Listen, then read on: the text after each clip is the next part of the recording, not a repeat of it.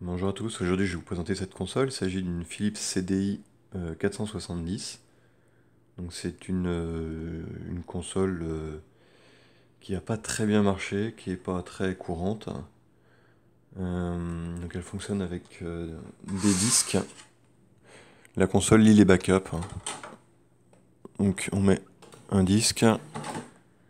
Vous avez le bouton d'allumage qui est juste ici. Open, Play, Stop. On va faire Play. Donc là elle fonctionne avec une manette comme ceci. Il y a différentes manettes qui sont sorties, et des télécommandes. Donc on a un port manette qui est juste là. Il y a un seul port manette.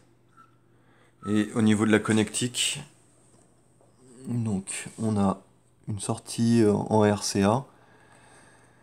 Il y a des versions qui permettent d'avoir du Péritel là, en RGB, mais bon, c'est pas le cas de celle-ci. Et la deuxième chose, on a une carte pour la décompression vidéo en MPEG qui est en option et qui se met à l'intérieur de la machine, donc qui est construite de la même manière qu'un desktop d'ordinateur, quoi. Donc la carte se plug à l'intérieur et c'est vraiment important de l'avoir parce que sinon on n'a concrètement pas de vidéo, parce qu'il n'y a pas de décompression de la vidéo en natif. Donc là, on a mis un jeu merveilleux qui s'appelle Zelda Wand of Gamelon.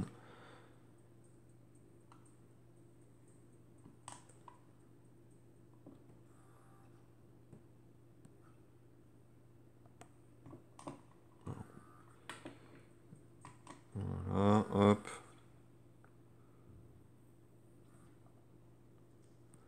Voilà, donc le gameplay est assez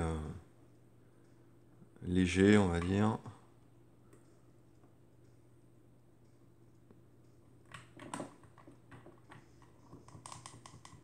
Bon, voilà, bref. Donc la manette, on a un pavé directionnel, deux boutons, ça c'est le combo entre celui-là, puis en même temps. Et ici, on a une sorte de jumper là, un bouton qui permet de régler la vitesse. C'est surtout pratique lorsqu'on utilise le pad comme, et qu'on a une souris avec un curseur, ça permet de déplacer plus rapidement. Sinon les problèmes qu'on a régulièrement au niveau de cette machine, c'est au niveau du tiroir CD. En fait souvent le tiroir CD a tendance à se bloquer parce que la courroie est distendue. Donc de temps en temps bah, le disque, enfin le tiroir s'arrête en milieu de course. Il faut soit changer la courroie, soit bah, essayer de la retendre, mais bon, c'est assez compliqué. Voilà, donc c'est une console qui est pas super courante, qui est assez imposante. Et surtout, voilà, le plus important, c'est bien lorsqu'on en trouve un, qu'il y ait la carte de décompression MPEG qui soit dedans. Parce que sinon, bah, la moitié des jeux auxquels on va jouer, bah, on n'aura pas le droit aux cinématiques. Et puis, voilà, c'est ça qui fait surtout l'intérêt de cette machine.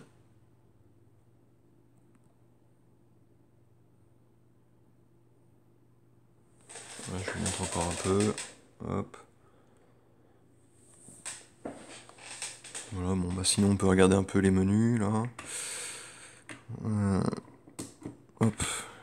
Donc là, comme on a un curseur, bah, j'ai mis le bouton de défilement là à vitesse maximale. Ça permet d'aller plus vite. Sinon, normalement, il vaut mieux utiliser la télécommande pour faire ce genre de choses. Voilà, donc ça lit les CD audio, il y a 2-3 réglages. Euh, on a le réglage de l'heure et de la date, à savoir qu'il y a une pile, là, un timekeeper, c'est une sorte de petit module avec une batterie à l'intérieur. Forcément, bah, la batterie, elle est cuite. Donc à remplacer, c'est aussi un peu compliqué, mais bon, ça reste faisable. Après, c'est pas gênant que ça n'y soit plus.